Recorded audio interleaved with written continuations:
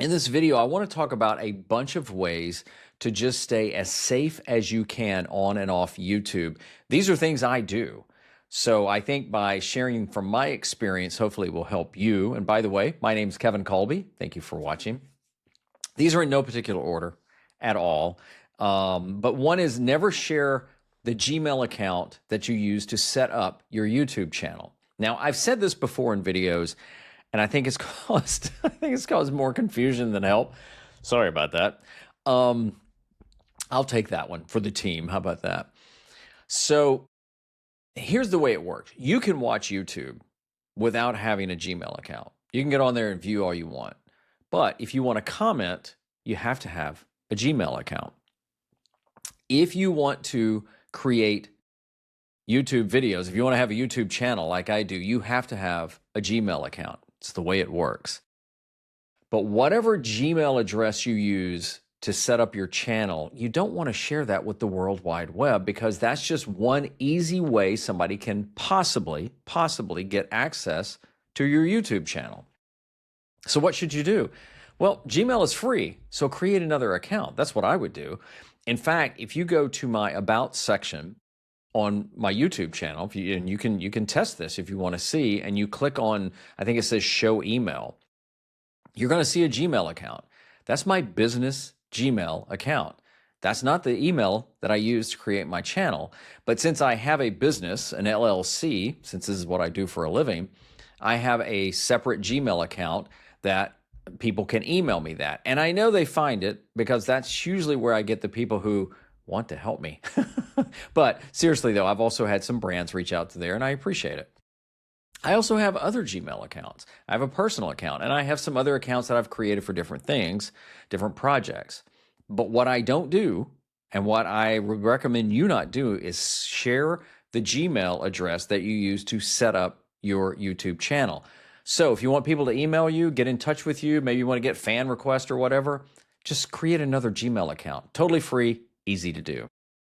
Another idea is never give anyone access to your YouTube channel if you don't know them. If you have somebody managing your YouTube channel, which can be done. Like for example, when I was doing some coaching for a company, and we had several clients and some channels that we were managing and helping them with, they would give us access to their channel. But when they did that, I would have access to everything. So obviously we were vetted and we had an agreement. And then when we didn't work together anymore, they disconnected us from the account. But if you give someone access to your account, I'm not talking about doing a screen share. I'm talking about literally like, you make them a manager, or you give them your sign-in credentials. They will have access to everything, including your Google account that you're using to connect to your YouTube channel. So what do? Well, if you're going to have somebody manage or help you like upload and stuff like that, make sure you really, really vet them. What's their background? Do whatever you can. I mean, maybe run a background check on them. I mean, it sounds all scary, and I'm not trying to scare you with this. I'm just trying to say, be careful. Beyond that, just don't give people access to your channel. Nobody that you're working with should need it. Like, for example, if you ever book me, a call with me to coach you, and you want me to help you with your channel, I'm not going to ask for access for your channel. I may ask you to screen share it, but I will not ask for access to your channel. So that is another way to stay safe. Another way is be careful of what you show on screen, especially if you're screen sharing. Now, if you do this live, you can still be careful ahead of time. But what you want to make sure is, make sure you're not showing numbers and addresses and any personal information. I have seen people do screen shares before. I'm watching their videos and I'm like, oh, dang it, they just showed something they shouldn't have shown. Now, you can use the YouTube editor. You can go in and do a little editing. I think they even have a blur feature, but don't get to that point. Just make sure whatever you're sharing on screen, especially if you're doing a screen share, that there's no personal information that can be seen. just because people can stop the video, they can find something from there. So you want to be really, really, really careful about what you're sharing on screen. Now, also, I'll take this another step further. What's in the background? So let's say that you're out, you do vlogging and you do out and about and stuff like that. Be very careful about sharing locations like streets, anything identifiable, especially if you don't want people to know where you are, which I don't know that everybody needs to know where you are, quite honestly, but that's up to you. But just be aware of your surroundings. Beware of businesses, dresses, anything that could potentially let somebody know the exact location you are if that's something you're concerned about. Be careful about what you show on unboxings. I don't do unboxings anymore because I'm like the worst unboxer in the world. I tell you what, though, maybe I should start a channel about, worst unboxings. I don't know about you, but I struggle to get boxes open. It's the dumbest thing, but But when you're doing unboxings like Amazon, I get a ton of things from Amazon. And think about this. If I'm doing an unboxing and you see my address, you're going to see my home address. So if you're doing unboxings, before you record, think about this, take a marker and mark through the address, rip it off. I mean, you could even create a fake label. I think that's kind of going to an extreme, but that's on you. But you want to make sure that anything like that you don't show. I mean, are there, if you're doing a desk tour, is there a bill on there? Is there an envelope? It's just really slowing down and saying, oh, okay, what could be in this shot that on video that I didn't think about? And again, it's so easy to get tripped up on unboxings because you don't think about that. You're really excited. I remember when I wrote my first book, Live Streaming Made Easy, and I had the envelope, and I thought, oh, that's what I'm going to do. I'm going to actually unopen it. I'm actually going to open the envelope, and because I was so excited. But then I had to realize, oh, wait a minute, there's my address. So I had to kind of do it awkwardly where I opened it. But anyway, that's how I protected myself there. And again, going back to thinking about what you show in your videos, license plates. I had a friend that he did a great video about something. I don't know, something out in his yard, and I realized there's his car with his license plate, big as life. And you don't even have to be a CSI TV expert to know that people can look you up based on your license plate. So you want to be very careful about that. So if you find that your license plate is in the shot, blur it or reshoot it or do something fancy in the video where you don't see that. But again, this is just another layer of protection. Consider getting a virtual mailing address like a UPS box. So again, I mentioned, that I have a business. I have an LLC, and I have a virtual mailing address that I use for all of my invoices and my billing and things like that, just because, one, if I get any packages or anything, I can send it there, but also that's the address I want out there. I forgot how much mine cost. I think it's $100 a year. I don't know. I got a small mailbox. It was more for the address. There may be some other ways you can do this depending on where you live, but it is, again, a way to keep yourself safe. Now, if you don't have a business, and you may not care about that, it's a tax write-off for me because it's a business expense. Same thing why I have a business credit card as well. But again, if you feel like you want to get fan mail or you want to have people send you stuff, there are people out there that do unboxings and things like that, and they want people to send them things. Get a P.O. box. Just do something where you're not giving out your home address. That's what I would recommend. Avoid sharing personal information like street information, city, state. I mentioned a second ago, when you're out and about, but what I would recommend is be very, very careful. Now, somebody may say, well, I live in Montana. And it's obviously I live in Montana because I do vlogs in Montana and I go all around. I know of a YouTuber. I'm not going to say her name because maybe you don't know who she is, and that's fine. But there's a YouTuber that I know lives in the same state I live in, and I pretty much know the area because she talks about it. I don't know how big the area is.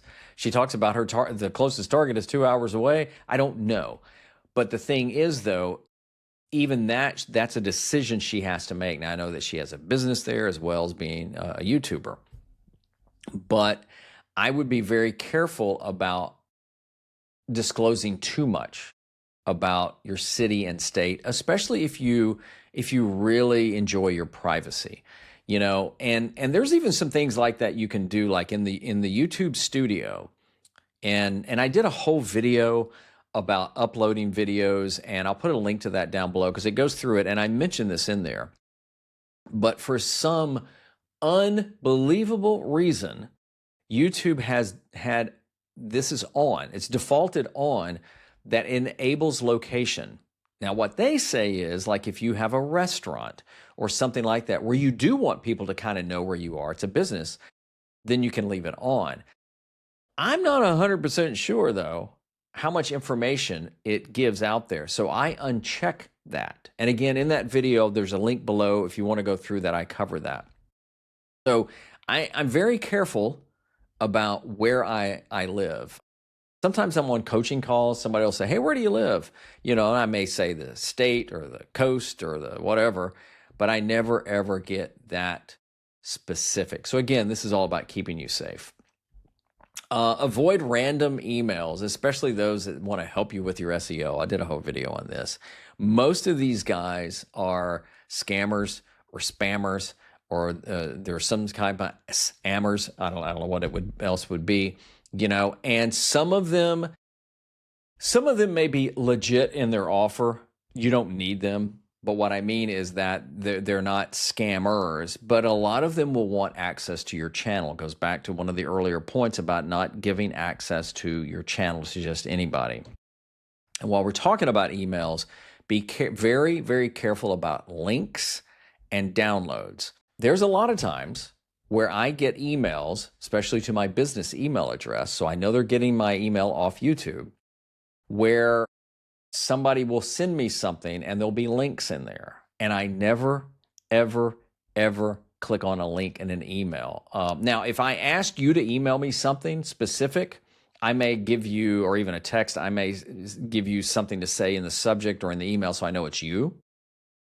But what you can do is you can actually take your mouse and hover over the link. Don't click it. You can hover over the link and look and see if the address, it usually comes up in the bottom of your browser, if that link matches. So recently, I had a brand reach out to me, and I was really skeptical about whether it was them or not.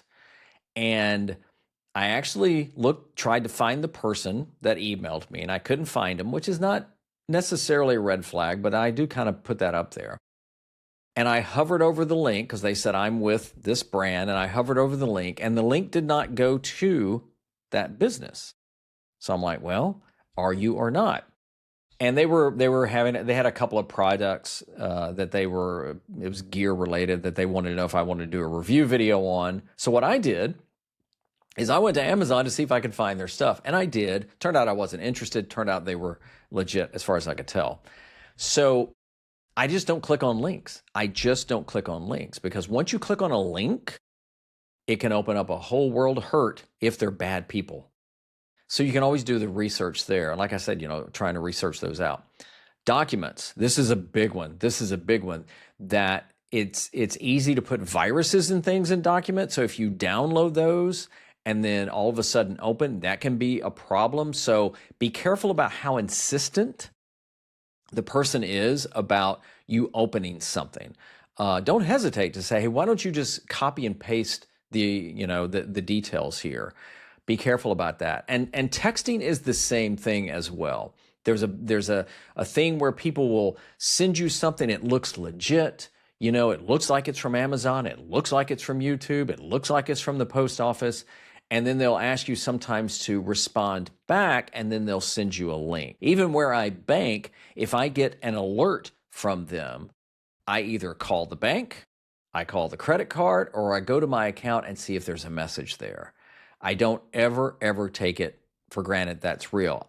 A lot of times I've done that, and it has been real, but I don't take that chance. You may have some other ideas I didn't think about.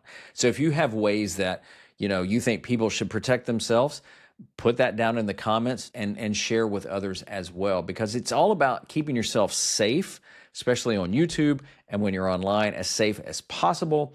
And that way it makes it more enjoyable to just create content, doesn't it? So I appreciate you watching. Hope this helped you, and I hope to see you next time.